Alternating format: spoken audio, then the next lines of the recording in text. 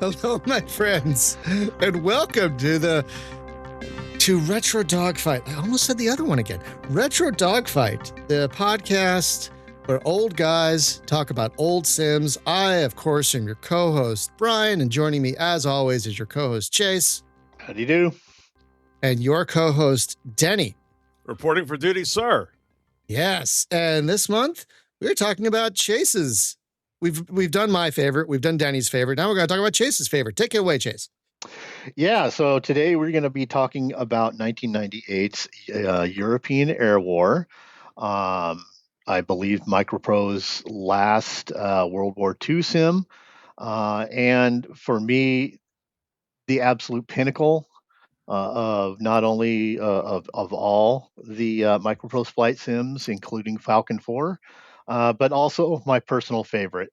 I'll be going very, very much into detail how everything was pretty much done right in this sim. At a time where, and it had some fierce competition at the time. And if for those old timers there, if you recall going in, to a store, Jane's World War II Fighters and Combat Flight Sim 3. Mm-hmm. And honestly, despite being the best, I kind of feel it was the dark horse of the bunch. But it ended up being, to me, nobody, I don't think a lot of people maybe remember Jane's. If they think about Jane's, they're thinking more about F-15 and the USAF, or I'm sorry, USNF, not USAF, which is kind of dropped by the by-side. But anyway, and then of course Combat Flight Sim 3 having Microsoft behind it. But yeah, it was a big deal for me. I can't remember if I was like religiously following the magazines about this sim. But I just knew that when I went into Electronic Boutique or whatever it was back then, and picking up that big hefty brown box, and bringing it home, that was it was the pinnacle for me. But speaking of that, before we get into that, why don't we go over to Denny? As you know, you were with Computer Gaming World at that time. You were the editor of it, and you have something to add about its pre-development, which was very protracted and not at all certain. So Denny, why don't you go ahead and pick up there? Yeah. This game was in development hell. Just a quick correction so that Johnny Wilson doesn't track me down and I was the simulations editor, not the full editor of the mag. But this game was one of those games. Falcon 4 is remembered for having development hell. But this one had the same thing going on. It was supposed to be a fairly quick sequel originally to Pacific Air War, which we covered last month. And Microprose went through some stuff in the mid 90s. They got purchased by Spectrum Holobyte in 93, and they hadn't been making money, and they still weren't making money. And so in 96, in a wonderfully prescient mirror of what's happening today in the tech industry, they had huge layoffs and gutted a bunch of teams. And that was when Sid Meier and Brian Reynolds left, was in 96. And also a lot of the team who was working on a European Air War apparently went at the same time, which reset everything. And apparently, the development had been troubled. It had started as a DOS game with no 3D graphics support. Yeah, it was originally a DOS game. Oh my God. And of course, by then it had to be Windows, because Windows 95 had finally made Windows a playable operating system for gaming. So anyway, it went through some trouble, and then TK Kohito took over as the designer of it, and basically dug it out of the grave. when I went out there to do a preview, I was looking back at the preview article I wrote, and one of the games mentioned in there was Dynamics' Aces X Fighters, which we sadly never got to see. That was going to be like, what if World War II had continued to like 1948? The issue where we reviewed this, the cover story is Jane's A10 Warthog. I have a detailed preview of Sierra Online's Babylon 5 game, complete with an interview with J. Michael Straczynski. So a lot of games were dying at this point. So it's a miracle that this one was not killed. But I had gone out a month before to see Falcon 4 for a cover story that we were doing, that it was finally close. And I got a quick peek at EAW, and I was kind of blown away by how much better it was looking than the alpha I'd seen a long time ago. So I went back out there and spent some time with TK and the team and got a tour of it. And yeah, they reworked it as a Windows 95 game. They added graphics card support. It doesn't, it still has a weird like shimmer of DOS palette in its 3D graphics. It looks a little oddly like transitional, but it just made such an amazing difference in how the game felt. And then I'm sure Chase will go into all the detail about the awesome campaign and everything else. So they took what was kind of a how can we use the PAW engine again, and TK and team turned it into one of the best Sims of the decade. Yep. I would agree. So before we get started, though, I have a confession. I did not like this when it came out. You were young. That's because it didn't have a fan on top. Yeah, and you were young and stupid. No, we all went through that phase. It wasn't that. It wasn't that. I unfairly, back in the day, compared it to Pacific Air War. I wanted bombers. I wanted an admiral mode. I wanted all these things PAW had that EAW didn't. And when I saw that EAW didn't have much in the way of ground attack stuff, I quickly lost interest. I played it a little bit, I shelved it maybe about a week after I started playing it. I hadn't really touched it. And so this time I started playing it for about an hour, and then that feeling came back. That feeling that, this is not Pacific Air War, Jesus Christ.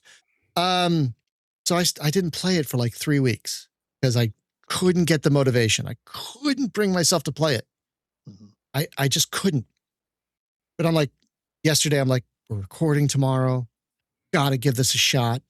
I got to see if I can put this past bias aside and just judge this on its own merits. Just judge this. Like, it doesn't have, like, this is probably why you guys, and this is probably why you guys love it more than me. And this is the big difference between the two. I love dropping bombs. I love shooting rockets, and you guys are turn and burn dogfighters. So you love beating up the little kid on the playground. You punch down, Brian. Literally. So I love bombing stuff. I love dropping bombs on things on the ground. So this game doesn't have a lot of that. I mean, it has a little, like in the single mission, you could set up a mission to do it. But with the campaign, every campaign, fighter sweep. And that's like not what I wanted. But I'm like, you know what? Let's just put that aside and give it a fair chance. I really tried to put that aside. And I played it for a couple hours yesterday, and it started to click. And I could start to see why this is much beloved. The combat felt very fluid. The fights were very dynamic, and with all the call outs and all the radio chatter and everything, and the padlock view worked great. And it was easy to find your target, much easier than in Pacific Air War.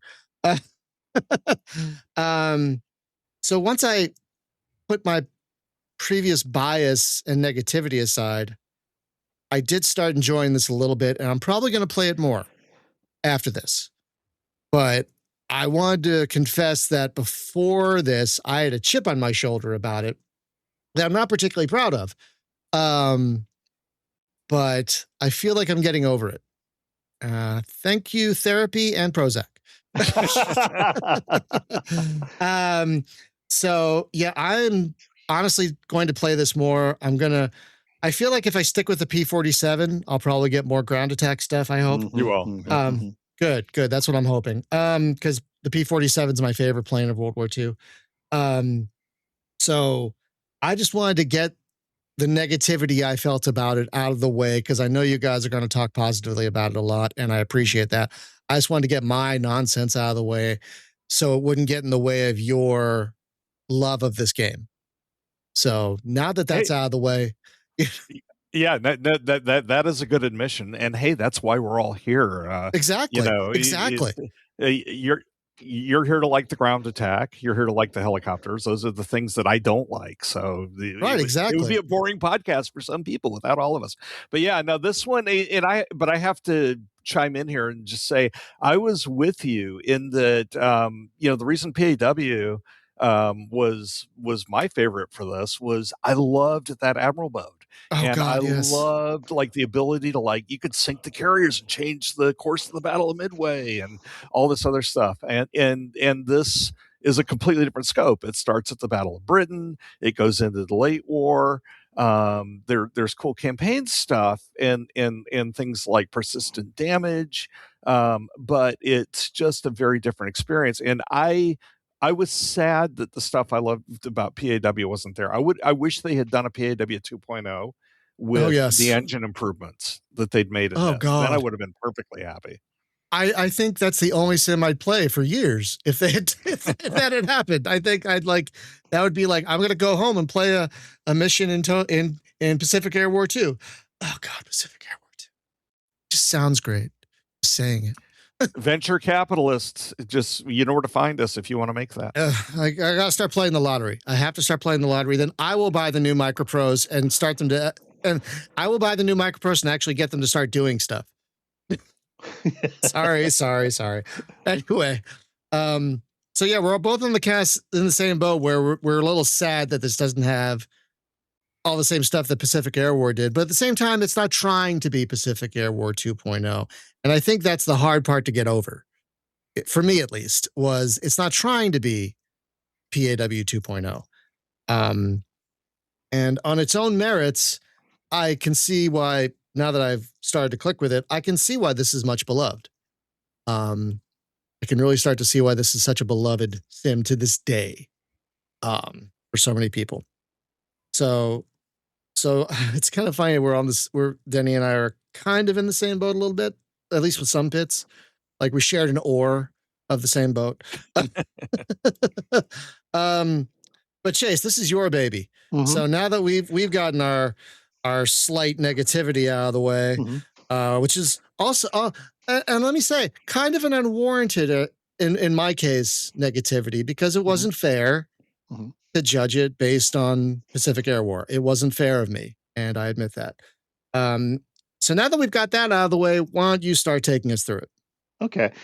So, yeah, the European Air War, just to comment on a couple of the things that were mentioned earlier here, it's DOS roots. Yeah, I mean, its title screen literally says like something in glorious 256 color, right? Which was That's right, yeah. Which is the VGA limit. I have an anecdote concerning development. I don't know if this is secondhand knowledge, but I'm pretty clear this was written down somewhere, maybe in an article. But literally, TK rescued the sim. He rescued the sim, and he did it by putting in, by the simple step of putting in a combat action mode. Familiar to people of Falcon 3 and later Falcon 4, where you can just press a key and the AI takes over everything, and the camera goes from plane to plane and shows what they're doing. Is that what that does? Yeah, and I've never used it. I see it, and I'm like, I don't need that. And evidently, that impressed money people so much that it got the go ahead. Wow. Again, anecdotal.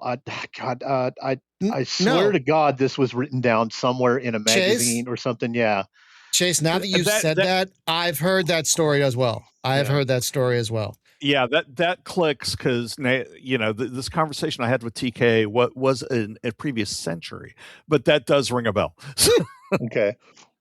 Yeah, I think you're right. I think your So anecdote is correct because I so I remember hearing that story as well. Yes. so folks, so you're talking about a sim that was rescued from the scrap heap, pretty much the efforts of one believer.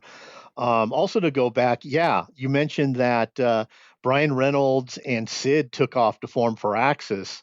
So Microprose didn't have that sweet, sweet civilization money coming in anymore. They were a studio on the decline, and frankly, Hugely, the hugely declined. the projects that they came out were we're just getting out what we have in our backlog, right? M1TP2, and that showed EAW. Falcon 4 was definitely, we have just got to get this out of the door before Hasbro shuts us down, which they did. And Gunship was the same way. Gunship rocked the block. The last Microprose sim was God, what a these were ugh. basically just, we this is all we have left, and we got to get them out. But saying that in EAW, God, where do I start? European Air War, that is what you get. You don't get Normandy, right? You just don't get Normandy. You just don't get, the Bulge. You get the European Air War.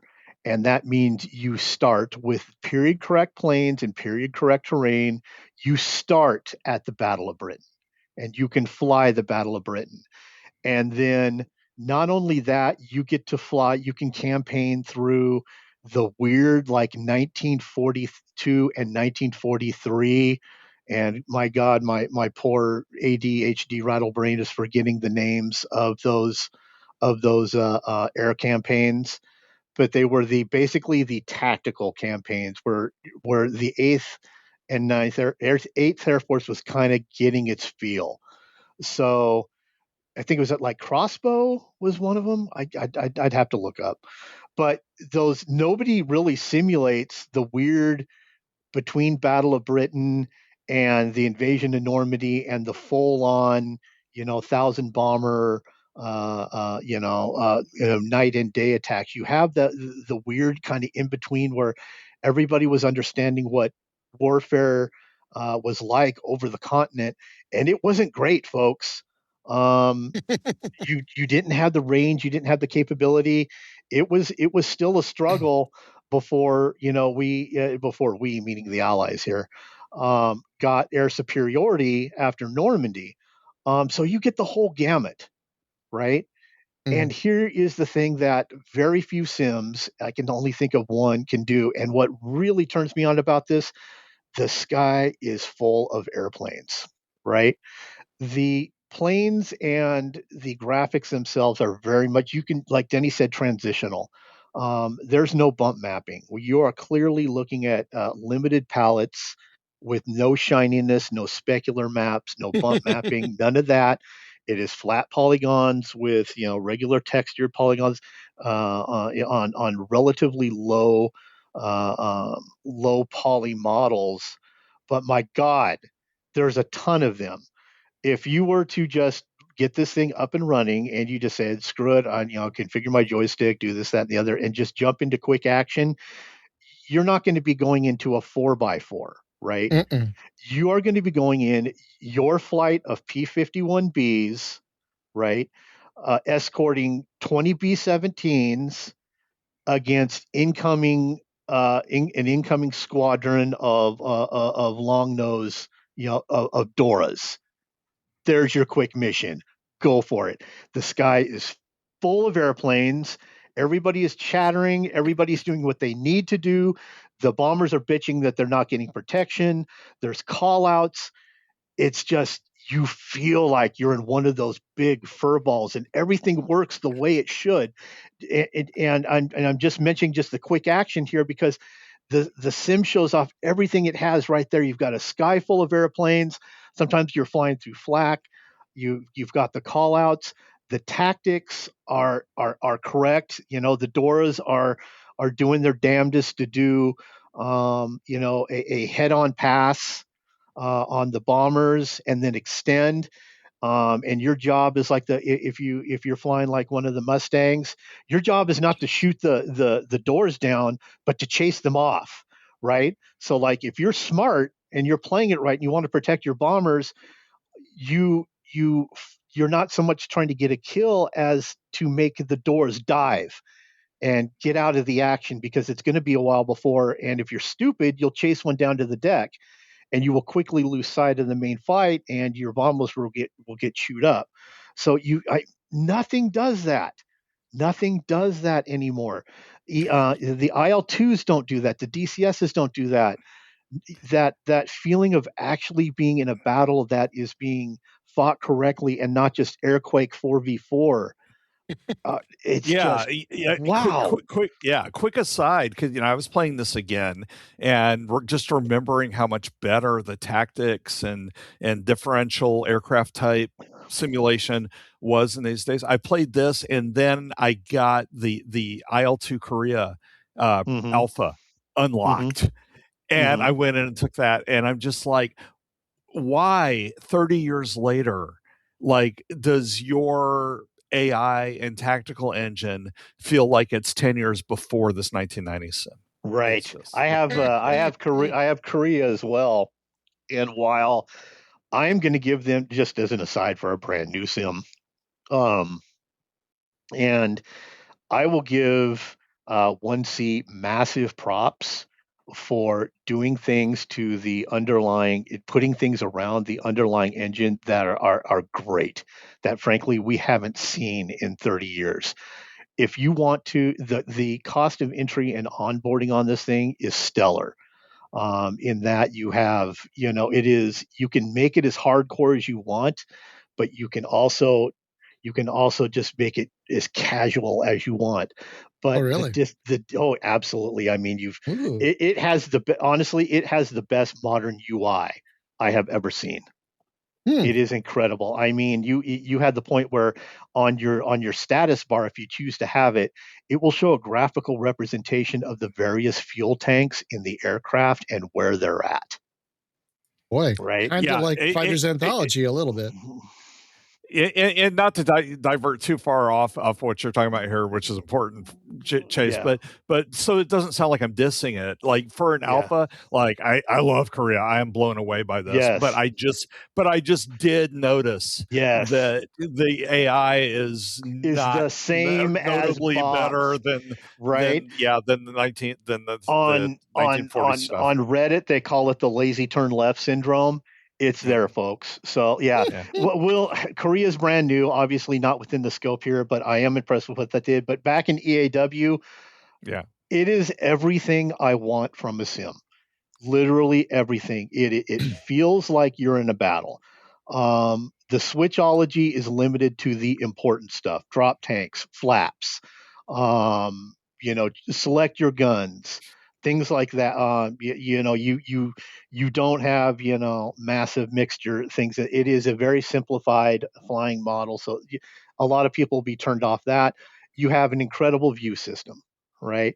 You've got configurable labels if you like that stuff. It has and around it, so you've got those incredible battles throughout the entire gamut.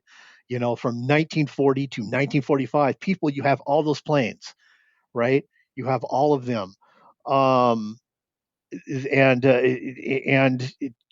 You've got a museum where you can do flights. The controls are completely configurable and adjustable to where you want them to be. This is just it. We need this again now. Again, with the flight sim market being what it is, I'm under no pretenses that there is going to be a golden sim that is going to once again bring back the numbers that were in the 90s. Those times are gone, folks. They're never coming back. There is never going to be a one sim that once again brings the kids back in droves buying, wind wing gear to fly these things. It is a niche, but this to me, for all the components that are brought together, it didn't look as good as either Combat Flight Sim 3 or the Jane's World War II fighters, right? The flight modeling was not as stringent as both of those. But the presentation, everything around it, the feel of being in one of these big fights. I mean, I remember times when I was flying this when I was younger, just the tension of like, crap, I've done my job. Now I got to nurse my injured fighter home or whatever. Getting in fights on the deck, right? Just real butt clenchers, and just wow, it did everything. It pressed every single button. There is, folks, other than getting the thing installed and running, which is a pain in the ass, even nowadays, it did nothing to me. It does nothing wrong. It does zero wrong. Um, the rivet counters can quibble here and there. It's missing this, it's missing that. But frankly, as far as it is the epitome and peak of survey sims. It is survey World War II sims. It does everything right. I wanted to say, I can only think of one other sim that maybe has more aircraft in the air than this one, and that's Rowan's Battle. Right. And that is the other outlier of just a bazillion planes. But then you got to deal with Rowan. Right. Yes, Rowan was even Rowan's though gonna Rowan. Yeah, Rowan is even gonna though Rowan. a known more for Microsoft Flight Sim company called A2A Simulations went back with the source code and cleaned it up a little bit to make Bob 2, it is still filled with Rowan jank, view systems. Yeah, it is not a smooth experience, even in its now 20-year-old, I guess. Yeah, it's still a terrific game, but yeah, right. EAW. I'm just saying that.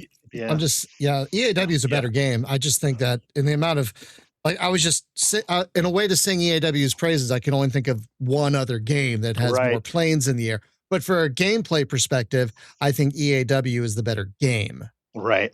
And that's it, man. If you think about it, I can't think of any other game that put that many planes and that kind of tactical situation and awareness in the air. I mean, again, all you got to do is launch the quick mission. Your head is continually on a swivel. You're continually looking for targets. You're continually checking your six. You're listening to folks. You are in it. You're not in airquake, right? No, this is what it's about. Right. And it's efficient. It's elegant. Right. It's elegant, if I may cut in, because I was playing it and I'm like, okay, find a target, padlock view. There they are. I'm going to go after them. Simple, effective, easy. It's just, there's a lot going on, but the game gives you the tools to not get overwhelmed. The game gives you the tools to keep your situational awareness, but it still kind of does light. It does kind of light a fire in your helmet. Even with all the tools and all the padlocks, because you got to be making those. You have got to look and observe at what's going on. It's like, okay, I'm chasing this guy, but oh shit, here comes like a wing, to the bombers. Now I got to see how far they are away. Can I reach them in time, or do I get my kill on this guy? No, he's diving off. Okay, I'm going to try to. I got to extend and get my speed back up. I've lost so much altitude doing this guy, and but here comes some guy on my 3. Who just made a pass at the bombers. Is he looking at me now? So it is the actual decision making that you make in a true air combat environment, not just, okay, we've got 4 enemies spawned in front of us. They're making left-hand turns after the initial pass. There's nothing like it. Yeah, like I said, I need to play it more to see this in action. I didn't know that action camera took over your own plane. That's why I never did it. I never did it, because I was like, I don't want that. I need to fly. But now that I know you can do that, I want to watch this a little bit, because I was noticing in my time yesterday that planes were acting very intelligently, which was very impressive. You Right. know, very, very impressive for a almost 30-year. Oh my God, almost 30-year-old game.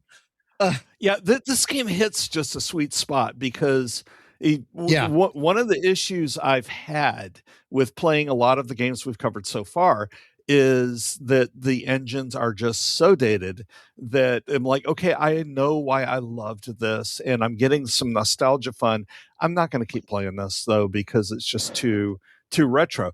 Just this being on the edge, the beginning of 3D graphics support, it's limited to 640 by 480. That was a legacy of it being originally a DOS game. But and I don't know, Chase, you should talk about the various community patches and stuff later. Yeah. But if that's removed, but anyway, but it's not modern 3D, but it's enough that it's a smooth flight experience. You That can understand what the planes are doing, right? It's Mhm. there's enough sharpness to know, there is some spec hunting, but yeah, it oh is yeah. not so primitive. That was one of the Yeah, things, that like transition from airplane to pixel is really abrupt. right.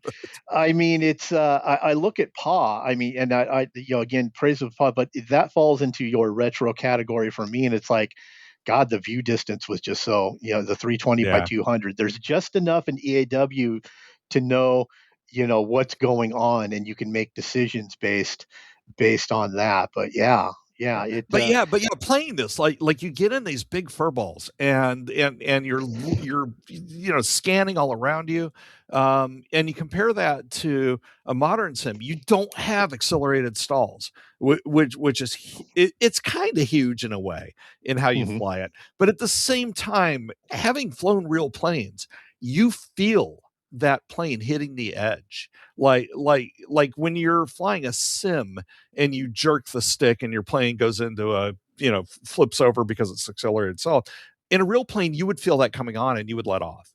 So you don't mhm. get that feedback in Sims. So I'm kind of okay with the Sim simulating the fact that you have some basic pilot skills and aren't going to do Right. something stupid. So That was so what so the that's why detail I always that's yeah push back against trim. yeah Yeah, it's like, I understand it is an important thing in simulations, but I like being assuming the role of a trained pilot who just does that shit muscle yeah memory, right? yeah Yeah. Yeah, exactly. because we're So we're so gamers. We're not pilots. yeah. We're gamers. You But know. some of that detail isn't here, but the environment, what you're Mhm. doing feels Mm-hmm. so much Mm-hmm. more like you're simulating World War II combat rather than like you're simulating flying a rivet accurate airplane. And Right. Maybe that's this so is much more important. maybe this is one of the reasons it's so beloved. Like for me, one of the best sims that straddles the line between, as you call it, Denny, a plane sim and a pilot sim is EF 2000. Mhm. And I feel like we're getting the same thing here. It straddles the line very well between a plane sim and a pilot sim. Like you have just enough fidelity to feel like you're flying a mechanical machine. Right. Um, I but mean, the things like assume, like a rivet thing that maybe someone would think would be really important, going back to the Mustang.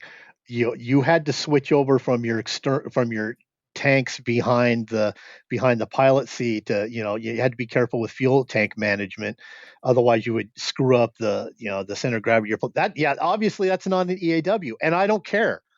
yeah, I don't want to worry about that. Fuel management. I just want to know how much gas I have in the plane. Right. I'm assuming that the pilot themselves is smart enough to manage that automatically, switching fuel. I assume that they're smart enough to, open the radiators and change the mixture and RPM automatically, just because, again, muscle memory of the pilot. I hate that crap. Um, yeah, yeah. you know, Yeah, gotta have a level of abstraction, I think, to keep it fun. exactly. There's more Yeah. there's more thresholds for that for other people, but for me, I like a fairly high level of abstraction where I could focus on, like you were saying earlier, the decision making, Right. being an actual pilot, the moment to moment. What do I do next? Who do I fire at next? Yada yada yada. That's that's the more thrilling part for me, rather than oh my god, my fuel. Right. I have to Um, switch A tank to B tank. Oh no, I don't right. want to And I think. and I mean, sure, that I'm not going to harsh anybody's buzz here, Hmm. Yeah. which I often do. But if you are into that sort of micromanagement and you want to be the switchologist, more power to you. And there are sims there for that, ACS, BMS. But I don't want a job. I have a job, right? Yes, yes. I don't want to be a switchologist. To me, that is not fun. Mhm. That is not part of what my picture of it is getting up there and, dropping bombs on people and shooting them down and committing war crimes, right? It not having to worry about, switching ANGFUCK 69 420, radar gun sight to 400 mils it's whatever, right? Some people dig that increases their immersion. To me, that's just all busy work. That is all reading long, boring flight manual stuff. Folks, I was in the Navy. I was a nuclear Navy guy, and I had to read these incredibly thick, steam guides, not the steam, but steam, turbine guides and crap like that. And that's over. That's done. And I certainly don't want to do that as a hobby. So, Yeah. And I mean, I love that there are Sims for those people. But what I right, don't love is that those people think those are the only Sims that there should be. right, right. That's the problem. That's the problem. And I, Um, so if you don't mind, if you folks, anything pressing, because I'll go on kind of to the source code and development, things like oh, that. please, please. It's a fascinating journey. Yeah, please. So, I just want to add one thing real quick, and maybe Chase, you remember this, because Brian was talking about liking ground attack, mhm, and I only had a few hours to put back into this, so I haven't gone like yeah, it through a full campaign again. But I remember the Tempest and the Typhoon being in there. If you're yeah, flying for the Brits, those have yeah, got to be ground attack missions because those were not air to air. I mean, they could do air to air, but those things were mostly tasked with ground stuff. So in the yeah. campaign, can't you get to some ground pounding with that? With Yeah, those you can missions? ground pound in there. I Yeah. mean, I rarely did because I'm not a ground pounder. I was either, in the Lightning or in the Jug or the Mustang. I didn't fly much of the Battle of Britain because, oh, Battle of Britain, when everybody does Battle of Britain. Um, but yeah, you can ground pound and take out bridges and buildings and things like that. So Okay. I'll have to look into that because I usually skip the Battle of Britain because I think it's all about air stuff, but yeah, I didn't realize that. yeah, Okay. but Well, and that's actually flying for the RAF later because these were post BOB yeah. aircraft. Yeah, Oh, yeah, you okay. can. I mean, I was talking about the weird middle campaigns between Battle of Britain and the full on 1944 stuff, the 42 and 43 stuff. Right. You can do rodeos, right? And I mostly did rodeos. And that was the attempt to get the Luftwaffe to come up and play, and didn't work very well. But you also, during that time period, you can campaign out as a ground pounder, which they were very busy striking tactical targets during that period. So All yeah, right. there's campaigns and I'll dude, it's try the British. everything. It I'll try the is it. British. Yeah, don't even try the British. You can try the Americans. Just pick a 42 or 43 year and a Jug. Um, Okay. you'll ground pound. Okay, good. That's what I want. That's what I It want. is, you get the full meal deal in this sim. I mentioned that earlier. It is the European air war. So it is not just going up at 25,000 feet protecting bombers. You can get in the mud and get dirty if you want to. That's what I want. That's exactly what I want. So tell us about the long fun journey about this game's source code and So everything. this is all. I'm gonna preface this with this. This is a hefty, in my opinion, on this. So if there's people who are kind of pissed off on my take on this, I get it. But this is just my opinion, and I will. So you don't have to listen to me rant or go through it. I will just TLDR it as people. Why modders? Why did you try to make this into a weak sister version of IL-2 1946 instead of instead of fixing the core problems, improving the sim like Falcon 4 to BMS. Now, I will also preface with saying, you modders out there, you owe me nothing. You owe us absolutely nothing. This is something you do because you enjoy it and it is what you want. I'm just here to tell you it's not what I want. No big deal.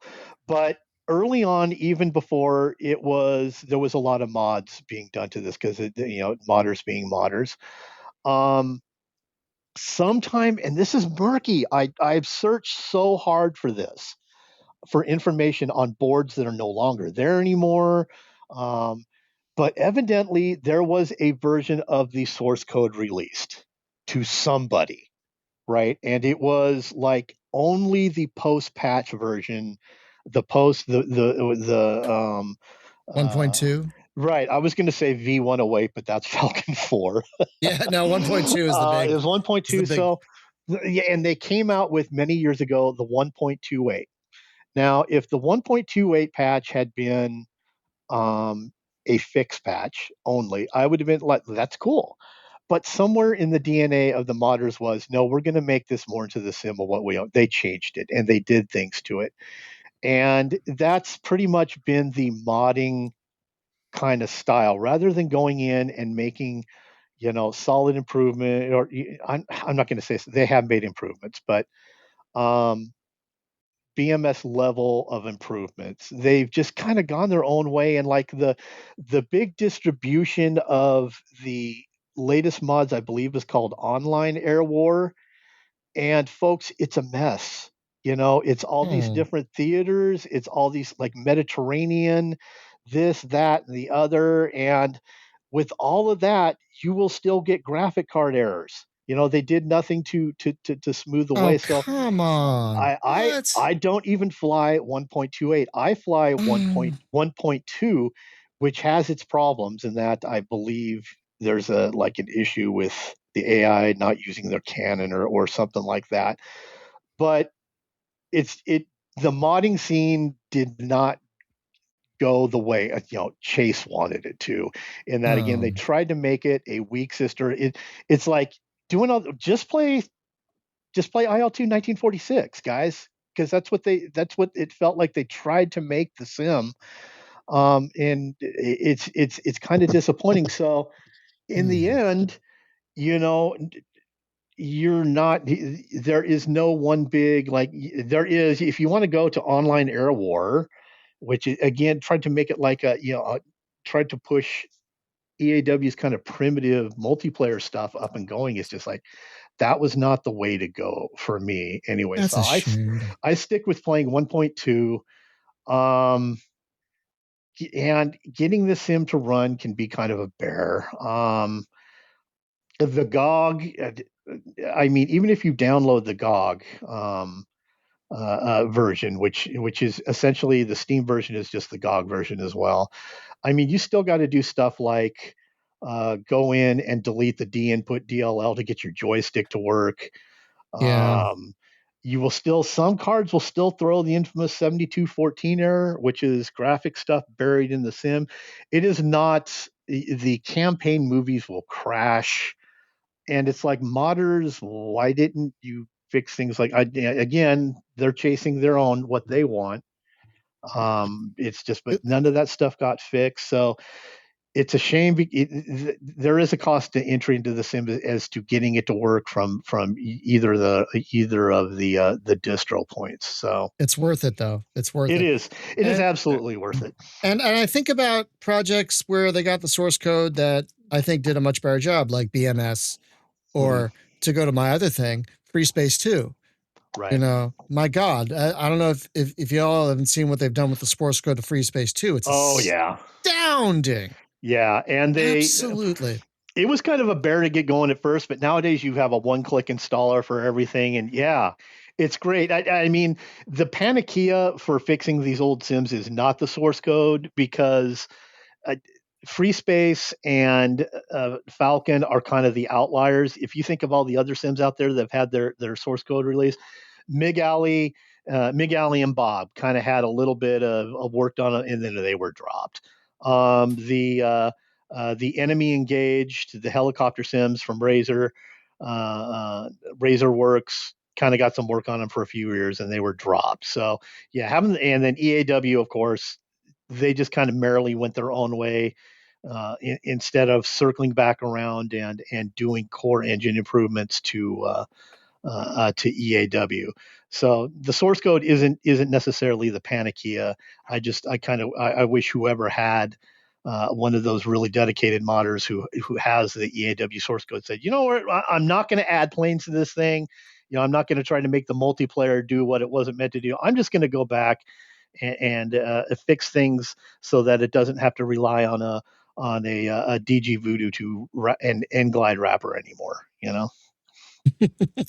A call to arms, EAW community. You're being challenged by one old fussy guy. So it's funny, all these source code releases, because like Falcon 4's got leaked. It shows how different game development was in the 90s, because the people who were working these things were just so freaking passionate about it that when the products got killed, they're just like, well, fuck it, we're going to put it out there. And this can't, my baby can't die. Right. And if you just look at like how massive game development is now, people snuck in fun Easter eggs. Nothing gets past code review now to let people do that anymore. Right. It was a different time. Absolutely. Wild West. Yeah, you can't imagine War Thunders or even something as old as IL-2 1946's source getting released. That just it doesn't happen anymore. It doesn't happen. They're very jealous. I think, like in the case of DCS, they just don't want us to see the code because it would bring in existential horror into the world of the spaghetti. There's still stuff from Flanker in here. What the hell is going on? There's Flanker 0.1 AI in here. What the hell? What the heck? Yeah. Exactly. Oh my God. When I was looking back at the preview issue, it was the second part of a 2-month series on upcoming flight sims. Those over 20 flight sims in development, and Flanker was one of them. So we're still playing, basically Flanker 20.3 now.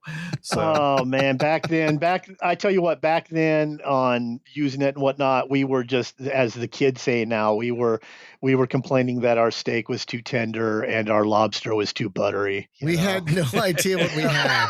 We had no idea how good we had it. We really, really didn't. Those heady years between like 97 and 99, especially, where it was just like a glut. Three Sims covering the same theater in roughly a couple months' time, for you're right. Multiple helicopter sims, Longbow, Hind, the enemy engaged, Team Apache, like multiple helicopter sims, like all these jet sims. Like it was a feast. It was an absolute feast, and we had no idea of the famine. That was coming for us. But as far as going into detail into EAW, old timers are nodding their heads up and down if they played this. It's like, I could just gas on about this forever. I'm just going to say, to me, this is the model of what a flight sim should be. It is a desert island flight sim. In that, I mean, the campaign is not Falcon 4 dynamic. It is the dynamic of it generates random missions based on the strategic situation, right? So, nothing is Falcon 4.0. Let's right. That is the outlier. But as far as a campaign goes, but if you think about it, though, it's like how much do you really need on here? In late 1944, you're going to be doing Operation Bodenplatte missions, right? Yeah, it does its job. Right. You're going to be doing the same damn thing every day. That as a P-51 pilot, you're going to be going up and doing long-range escort missions. And it doesn't matter whether or not you're hitting Hamburg or Dusseldorf or whatever. It doesn't have that level. And you don't have any kind of like quote-unquote AWACS or general control, right? You're not going back to the SWOTL days of like, picking what mission. It does that for you. You're a pilot. You're not the general in this war. And some people dig that. I mean, sure, it's I mean, like F-22, being able to AWACS mode, and then Falcon 4, which is of course off. It's absolutely unique.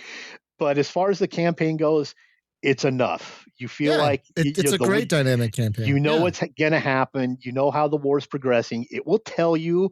Back then, when the campaign movies ran and didn't crash.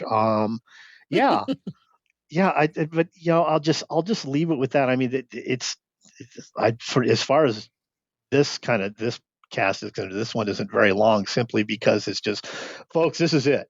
This is this is this is Well, this is the big dinner, right? I did want to bring one thing up. For my Friday flight sim stream on Space Game Junkie, I started playing Strike Fighters 2. And Hmm. then when I played this, I'm like, holy crap, there's so much Yep. DNA from this in Strike Fighters 2. The single generated missions that you Yep. could, and the fairly the straightforward dynamic campaign where you're not worrying about a map, you're a pilot. It's Yep. it's it's it's all there in Strike Fighters 2 as well. And that's all TK. Yep, that's all TK. Exactly, exactly. It's the Strike We Fighters love you, games. TK. Come back. Yeah, come back, Please, please. Oh my God, please. Strike Fighters and Strike Fighters 2 are basically the I have no money EAWs, right? The everything, the core is there, but the wrappers are the stuff. Yeah, It is stripped down in terms of GUI and everything else. yeah, It is stripped down EAW, because TK, being essentially a single developer with a hired hand modeler and whatnot. I don't think Third Wire was ever more than 3 or 4 people. Um, yeah, yeah. it But basically and we know it has been often remarked of TK's frugality, right? During the while Strike Fighters 1 and 2 were active on the boards, TK and Dan, and I'm sorry, Dan, I forgot your last name, who was the modeler. They were constantly talking about cost, right? It's just, hmm, it costs too much to do this. We don't have the money to do this. They are hmm. shoestring sims, and frankly, we're lucky that the modders took over that sim as well. But yeah, the DNA is 1 to 1. I mean, you've Mhm, literally got mhm, the mhm. same flight status line when you're flying. You've got the exact same flight system. Let's just call it the exact same damn terrain and plane engine, just buffed up for higher resolutions. I mean, both of the sims use like a tile based Yeah. Which looks sim, and fine. yeah, and Which looks it's fine. fine. Not It's great, fine. but it's fine. It's fine. It is. Yeah, that's an extreme point. So I think most of the EAW players, yeah, they naturally moved on to Strike Fighters. But again, Strike Fighters being I'm not going to say the Temu version. That's not fair. But maybe the Dollar General It's version it's it's of it's basically EAW. like what if Fighters Anthology 2.0 but a tenth of the budget? Basically. Exactly. Yeah. Exactly. But oh my god, Exactly. yeah. I cannot wait for the Strike Fighters episode though, just because of the plane sim model. That's one of the cool Oh, things. Like we didn't I talk love about the yeah. specific plane lineup in this one. Right. But there's Oh yeah. like this is I think this is probably the first sim to realize that there was more than one Focke-Wulf 190. The Dora Yes. is in this. The Tempest and the Typhoon, which were awesome like late war British ground attack planes and are mostly ignored in other sims. And a lot of the, I wish some of the bombers and stuff that are modeled in here had been flyable. There's just a lot of really cool aircraft in here. And Strike Fighters takes that. Like you can fly an F-100 Super Sabre. You see a Canberra flying around. Has anybody else even acknowledged that Canberra existed? Dude, and a hunter. I mean, yeah, Yeah. your initial missions in the Strike Fighters, like if you took the base like mercenary campaign, you were flying F-100s versus hunters, right? Yeah. And the DCS people right now are going out of their minds that they finally got their Hun. It's like, Yeah. shit, we had the Hun and Strike Fighters 20 years ago, homie. Yeah. It didn't do the saber dance, and it wasn't the suicide machine. I do not plan on buying the Hun for. I'm pretty much done buying stuff for DCS. As you But should be. Uh um, Yeah, Geez, but yeah, you get the Hun, you get the Canberra, but yeah, going back to the plane set, yeah, if you want to take a Tempest against a V2 site, there well, you that's what go. I'm going to do. That's Yeah. exactly Yeah, what I'm going to do. That's what yeah, I was looking for. And one thing I wanted to bring up, I forgot to bring this up earlier, is that it starts with the European Air War and gets pushed even further into the Strike Fighters games. Is the games respect your time, hmm which is so rare, especially of a flight sim. This flight sim has a skip to next encounter button. So you're not spending an hour flying to the next thing. You push a button, you get a little like wing commander animation, thing, and then suddenly you're in a furball.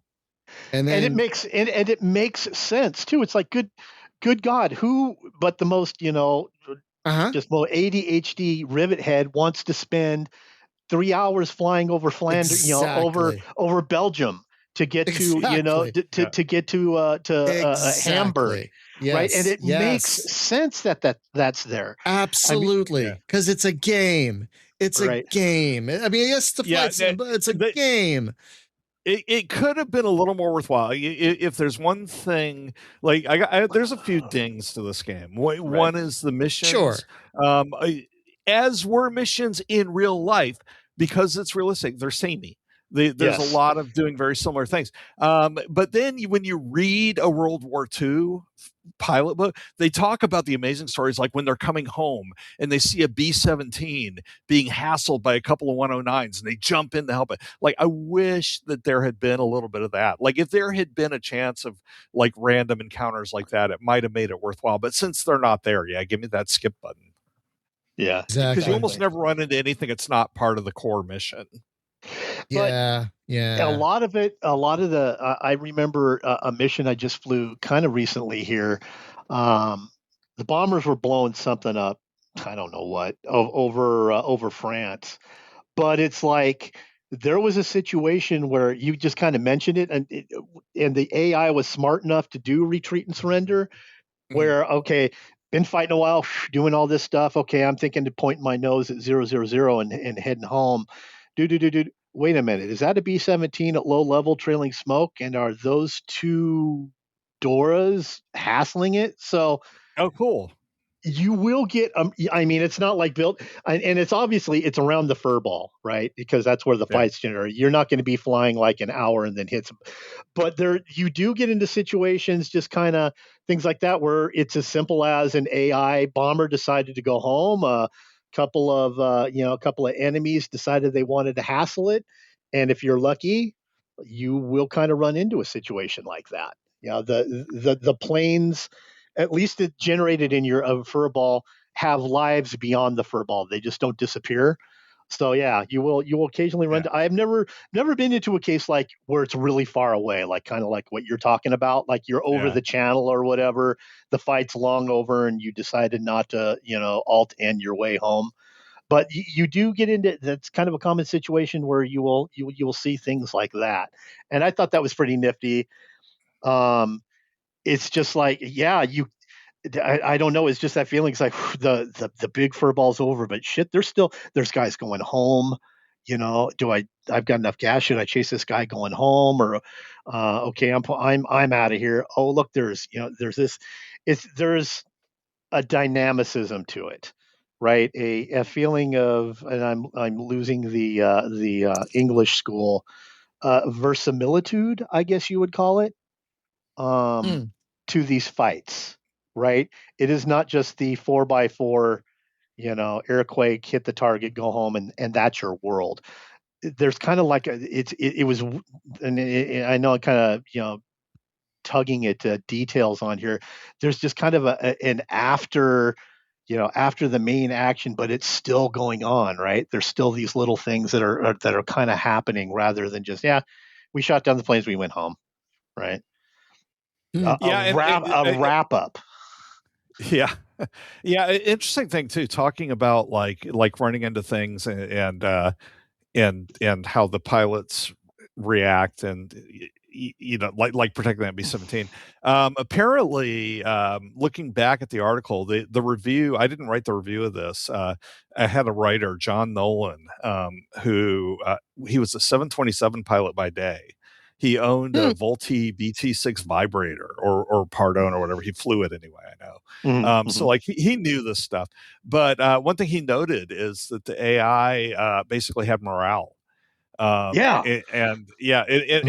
the fight was going badly and they got dinged a little bit, they were way more likely to bail out. Late in the war, the German AI is like shows that at the end of the war, the pilots had no training because most of the experienced people had been shot down. So like that's reflected in here, and you compare that to what you get now. Zombies, right? Yeah, you get basically they will fight to the death, right? Whereas, as I mentioned, kind of way earlier in the cast here today, it's like one of the choices was, do I follow this, this enemy who's made his run down to the deck to try to get my kill, or do I stay with the bomber stream because he's out of the fight? And it's going to be a while before, and he may circle back around, or he may just decide to go home. I've seen that, folks. Listen to me. I have seen that kind of behavior where they make an intelligent kind of human-based decision. Like, I've made my run. I've got a Mustang on my ass. I'm going for the deck. And you are like, okay, see ya. And eat that. And there's a chance that he's done. I'm through. And if you go through like, the various, target next, you'll see some guy, 18,000 yards away heading for the barn, or you see him circling around, staying at just a couple kilometers out and climbing, looking for another pass. Dude, that is huge. You don't get that. No. You don't get that. Very few sims have that kind of AI. DCS, when it's not crashing into a mountain, will not do that. The IL-2 birds, even in Korea, doing their lazy left-hand turns, they will not do that. They will, it's like, if you hear a little fanboy or a little frustration in there and a little wonder, it's just now it's kind of coalescing in my mind as I am thinking about it, as they don't make them like they used to. That's what this whole podcast is all about. That's what this whole show is all about. And I think a lot of that AI has gone to strike fighters. If I bring strike fighters up again, because a lot of the time pilots will bug out. A lot of the times, if you stick with a mission more than the 5 minutes you need to, because you will see pilots like do their thing and leave. Which is great. Am I gonna sit here? And that's what I need. I don't need an AI to be Boyd or Robin Olds or Pete Bonanni and do perfect lead turns, do perfect 2 versus 1 circle fights, and the rest have a huge repertoire of, or even something as simple as energy management, as in this fighter is better at diving and making slashing attacks rather than instantly going into a 1 circle fight the instant you latch onto them. But just act believably at a meta level, right? It's like, oh shit, my engine's done, I'm out of here, right? Instead of, no, you've shot the crap out of me, but I'm still going to try to 1 circle you to kill you. Yeah, that adds so much immersion, which I can't wait to discover now that now that I've gotten the chip on my shoulder, my shoulder about this game. Just to, I think the only AI you'll see like that, it is not a modern sim, but it is being actively developed, is Wings Over Flanders Field. Oh God! Oh, I could talk for hours about how fucking good Wings Over Flanders Field is. They will not zombie you. I mean, you will see things like, okay, those specs over there, let's just say they're enemy. In all of the sims, modern sims, you see a spec, they're going to come after you, right? The specs in WAF may not. Nope, may not. They may not. They may be. They're like, nope. or things Wow. like that. I don't know if it's. I mean, I haven't played enough of WoW. I played quite a bit of WoW, but I haven't seen anything if they do like true stuff, like have low level guys as bait with high level guys above. I don't know if they do that, I don't but they're either, not. They're not. but They're not Terminator aimbot zombies. and the Right. campaigns in those games, holy cats, they're Yeah. some of the best, I think, in the industry. Yeah. Maybe behind Falcon 4. They're amazing campaigns. You've got a couple of guys who just absolutely poured their lives. I mean, over almost 30 years of devs, just pouring their lives into these sims that nobody plays. Play the WoP sims. But you're World War I fighters, and I can't Fox 3 all day. Yeah, okay. I'm a multiplayer guy. Yeah, okay, sure. Yeah, you're a multiplayer guy. You and 4 of your buddies go up against 4 other guys, right? And you airquake it out, and you're talking about it. Okay, well, I'm not going to diss the air because I imagine there's guys out there who are hardcore. They play by tactics, but you are not going to get anything single player like WoF or EAW or even Strike Fighters. So yeah, exactly. That's why we talk about these things, because we love them and we miss them, and we to obscenely quote or paraphrase Brian, one of his favorite statements that he won't admit: "Play it, you fucks." EAW is worth your time. You will. It is. If you're just kind of like, oh well, it's old, but play the quick mission. Look at the keys, get your view systems, give it a little chance, and just look at what is going on, and you will be like, yeah, Chase is right, man. There's stuff going on here that. It's like, wow, I didn't know a sim could do this. It will be a pleasant surprise, and you will get the helmet fire from all those planes. Like, who do I chase first? Who's going after the bombers? Is someone coming after me? Yeah. It is a believable world that you are injected into. That's what it is. It is a believable world with believable pilots that you were injected into, and suddenly you feel like you're 800 years ago, almost 100 years ago, in a real furball, because that's how good the AI is. So, guys, this sim is great. You can get it on GOG or Steam. Again, it takes a bit of work to get it running. I think our friend Damson has a guide on Steam as to how to get it running. I think that's what I used to get it running fairly well. They are the same. Unlike a lot of other of these tossed out there sims, they are the same distro.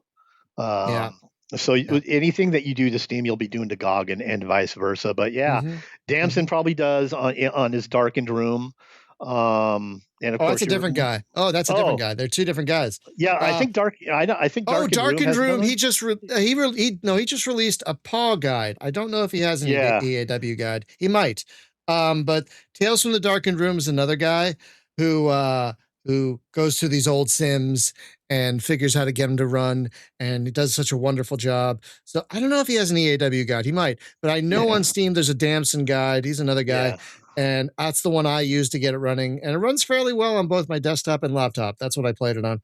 Yeah, and, I tried it on 86 box, and as expected, it ran like it was supposed to. The only problem is even me, and this is about as far as my processor can go, even simulating a Pentium 300 with a Voodoo 2, it got chunky.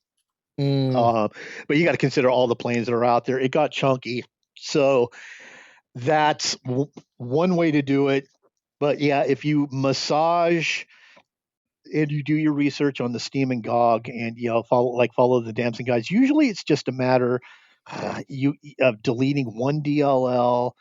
And then I think you changed something in a config file. I think. And there's you can use there's something I think you can download like a blank campaign movie that doesn't crash, things like that. So it is very unlikely you're going to be able to run this out of the box, but it's like a half hour's work to get it running just fine under modern Windows. Right. So, folks, if you haven't played EAW. I don't know if it's on sale right now during this sale will be long over by the time you hear this. It's worth whatever price. It's going to be like $10. But it goes on sale fairly regularly. Also, if you want to wait for a sale. So next time, we are going to start a theme for a little bit because what's his name? Is it Paul Grace? Is that his name? Yep. That is his name. Denny knows him. You know the guy. It's almost like I covered a half dozen of his Sims. I know. So for the next several months, with one exception, we are going to go over several Sims in which Paul Grace was involved in, because we eventually want to get an interview with him for probably a future Patreon. So starting next month, we're going to do several Sims that he helped create, starting with, we're going way back, Chuck Yeager's Advanced Flight Simulator / Trainer and Chuck Yeager's Air Combat. So we're going back to the 80s and early 90s. This is going to be it's awesome. In those Sims, yeah, you get a grumpy old man, bitching at you about how you fly. Yeah. So anybody listening to this should be, in their comfort zone. Right at home. That was a real goat rope. But one thing I'm looking forward to in the Flight Trainer is I think it's one of the few Sims where you can fly the SR-71. So I'm very much looking forward to getting back to that because it's one of my favorite planes. So yeah, that's what we're going to cover next month. So folks, thank you so much for listening. We love you guys. And don't forget, because I don't have anything else to talk about. Yeah, don't forget to check your 6. We will see you back here next time, my friends, for some Chuck Yeager stuff where he yells at us. Can't wait for that. Bail out, bail out. Oh man, I can't wait for him to yell at me. Have a great day, everyone. Fly safe and check your 6, and we'll see you next time. Bye-bye. Later, guys. Bye.